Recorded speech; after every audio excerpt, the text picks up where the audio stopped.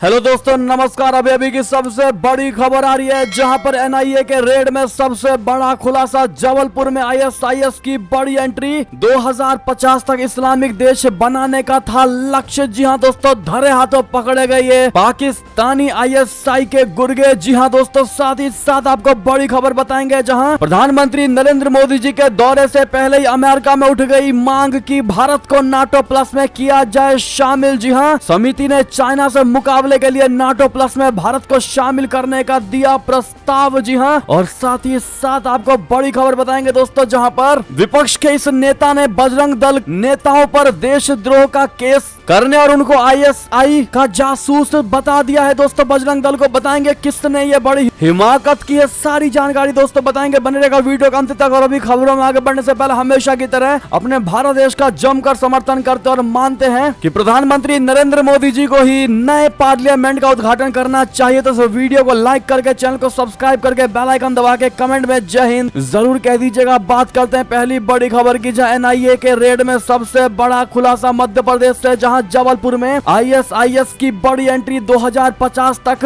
भारत को इस्लामिक देश बनाने का था इनका लक्ष्य। जी हां दोस्तों, पीएफआई के बाद एक और नया केस निकलकर सामने आया है। मध्य प्रदेश के जबलपुर में राष्ट्रीय जांच एजेंसी यानी एनआईए और एटीसी की संयुक्त रेड में एक बहुत बड़ा खुलासा हुआ है। पाकिस्तान के आईएसआईएस ने भारत में बहुत बड़ा नेटवर्क बनाते हुए साल 2050 तक भारत को इस्लामिक देश बनाने का टारगेट रखा है। इसके लिए उसने मध्य प्रदेश ही नहीं बल्कि देश के अन्य राज्यों और शहरों में अपने नेटवर्क का विस्तारण किया है। शनिवार को भोपाल और दिल्ली के अधिकारियों ने एडवोकेट ए उस्मानी के घर पर छापेमारी की और उस छापेमारी के दौरान ये अब तक का सबसे बड़ा खुलासा। जी हां, एटीएस और एनआईए के अफसरों और पुलिस टीम ने इस मुस्लिम बहुल इलाके को पूरी तरह से घेर लिया था और पूरे इलाके को सील कर दिया था। और उसके बाद लगातार छापेमारी की गई थी। आरोपी पर विदेशी फंडिंग में लिप्त होने का भी बहुत बड़ा आरोप है। छापेमारी के दौरान अधिकारियों को कई अहम दस्तावेज और कागजात भी जब्त किए गए हैं और जो कागजात मिले हैं उससे पाकिस्तानी संगठन आईएसआईएस की मौजूदगी का पता चलता है। खुफिया सूत्रों से मिली सूचना के अनुसार आईएसआईएस गजबाई हिंद मुहिम के तहत जबलपुर में अपना नेटवर्क फैलाया था। यानी कि दोस्तों,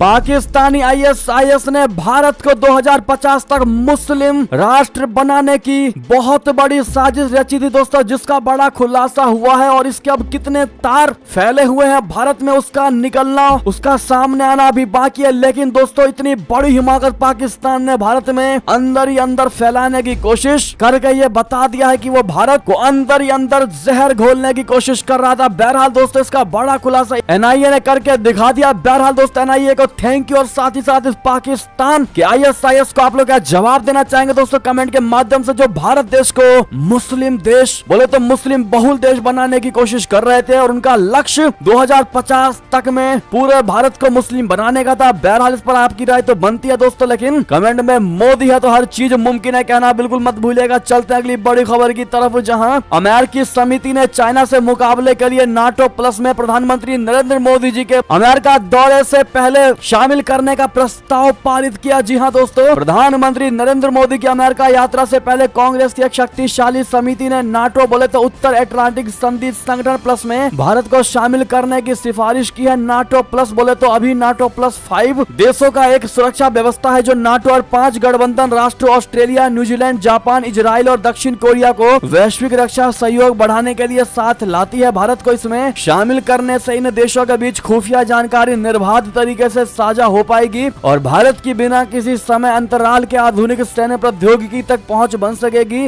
अमेरिका और चाइनीज कम्युनिस्ट पार्टी के बीच सामरिक प्रतिस्पर्धा संबंधित सदन की चयन समिति ने भारत को शामिल कर नाटो प्लस को मजबूत बनाने समेत ताइवान की प्रतिरोध क्षमता बढ़ाने के लिए एक नीति प्रस्ताव पारित कर दिया। इस समिति की अगुवाई अध्यक्ष माइक गालाघर और रैंकिंग सदस्य राजा मूर्ति ने की है। जी हां दोस्तों, पहले ये खबर सुनने को मिल रही थी कि प्रधानमंत्री नरेंद्र मोदी जी के लिए खुद जो बाइडेन स्वागत में उतरने वाले और उनके लिए बहुत अच्छा और स्पेशल डिनर आयोजित किया गया है पीएम मोदी जी के लिए। और जैसा कि पूरा विश्व प्रधानमंत्री नरेंद्र मोदी जी को एक बेहतर और नंबर 1 नेता मानता है, ऐसे में जो बाइडेन भी उनकी जमकर खातिरदारी करने वाले हैं। लेकिन प्रधानमंत्री प्रधानमंत्री नरेंद्र मोदी जी अमेरिका पहुंचे भी नहीं कि उससे पहले ही भारत को नाटो प्लस देश में शामिल करने को लेकर कवायदें शुरू हो गई और मांग उठने लगी और प्रस्ताव पारित कर दिया गया है। बहरहाल अगर आप भी मानते हैं कि अब ये नए भारत ने वाकई में पूरे विश्व में नाम कमाया है तो हमें गर्व है कि हम भारतीय हैं, जरूर कहिएगा। और दोस्तों जितना ज्यादा हो सके इस वीडियो को शेयर कर दीजिएगा व्हाट्सएप फेसबुक पर हमेशा की तरह, और वीडियो को लाइक करना बिल्कुल मत भूलिएगा जिन्होंने अब तक लाइक नहीं किया अपने भारत देश के लिए। चलते अगली खबर की ओर, जहां चीन की खातिर नेपाली सेना ने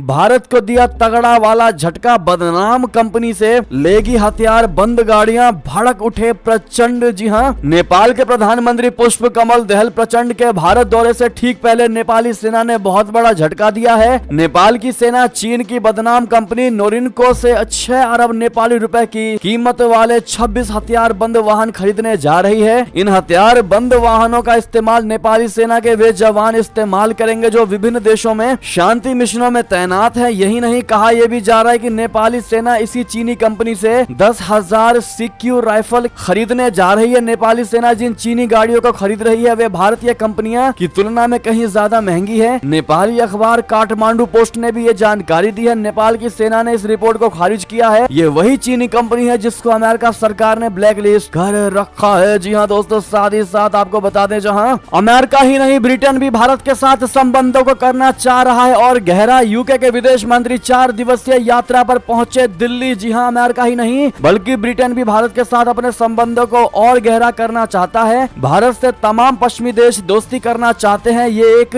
नए भारत की ताकत और पीएम मोदी के नेतृत्व का परिणाम है। आज वैश्विक मंदी की चपेट में घिरती दुनिया को सिर्फ भारत से उम्मीद दिखाई दे रही है। दक्षिण एशिया के लिए ब्रिटेन के विदेश मंत्री लॉर्ड तारिक अहमद 4 दिवसीय यात्रा पर शनिवार को भारत पहुंचे और इस दौरान वो विज्ञान अनुसंधान एवं नवोन्मेष के क्षेत्रों में संबंधों को मजबूत करने पर ध्यान केंद्रित करेंगे। इस यात्रा में विज्ञान प्रौद्योगिकी और नवोन्मेष पर ध्यान केंद्रित करना विश्व भर में इन क्षेत्रों में साझेदारी को मजबूत करने की ब्रिटेन की प्रतिबद्धता को दर्शाता है। साथ ही साथ एक और खबर बता दे, जहां बेलारूस में परमाणु हथियारों की तैनाती से भड़का जापान, 80 रूसी कंपनियों पर लगा दिया बैन। ये बड़ी कंपनियां उसमें शामिल। जी हां, रशिया ने बेलारूस में परमाणु हथियारों की तैनाती शुरू कर दी है। इससे नाराज होकर जापान ने शुक्रवार को 80 रूसी कंपनियों पर निर्यात प्रतिबंध लगाने की घोषणा कर डाली है। जापान के विदेश मंत्रालय ने शुक्रवार को एक बयान जारी करते हुए कहा है कि G7 देशों के साथ एक मिलीजुली कार्रवाई में जापान रशिया में सेना के अधिकारियों सहित 78 समूह और 17 व्यक्तियों की संपत्ति को फ्रीज करेगा। इसके अलावा जापान ने 80 रूसी संस्थाओं जैसे सैन्य संबंध